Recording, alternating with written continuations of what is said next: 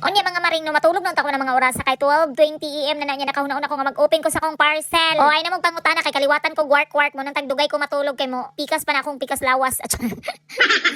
Bitaw mga maring nag-open ko dinhi sa akong SY Glow lotion kay nag-restock ko kay nahutdan ako maring kay paspas kay ni siya mahurot diri sa akong tindahan nga gamatin ko na gina-display. Ay wait, padunggon ta mo sa bubble wrap kay magdula sa akong nagbuto-buto na siya din akong pabutohon ha.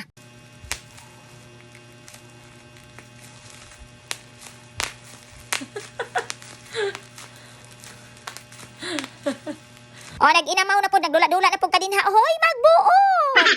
Bitaw mga maring, nag-restock yung kaning lotion ni Mother Luno kay aside sa daghang ganahan ani niya ako nagagamit sab ko ani niya mga maring mo nang maski ginagmay tinigi-tigiran akong pagkapalita din ha mag-stock yung ko ana niya kay naman joy mo palit. O niya ako mga maring kay sukad nakagamit ko ani nga lotion no kay kusog naman kay kumula-laan eh. O basit dito mo ako nang ginainom ha dili na lalaon ha. Gamito na nakarara sa panit. Basigid nyo ng kanon.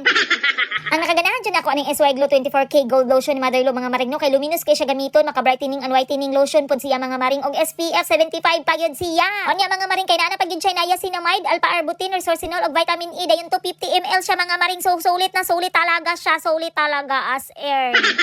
O niya og gusto pa jud kag instant whitening mga maring no hala ako nang i-compare na akong duha ka bukton dinha kanang gibutangan og wala gibutangan halatan awa og sigaha imuhang duha ka mata di balahi ra gyud kaayo na agi difference mga maring. O niya no white cast pag gini siya nga lotion mga maring no tarunga lang gid og blend din ha kay duha ka buk mo lusot ani kaning puti og kaning murag oil niya nga mo na magdala og kaning dot sa imong skin maring sa imong lawas nyag pahid nimo ana. O niya maorat to mga maring oy kay gikapoy na kog niyaw-yaw dinhi.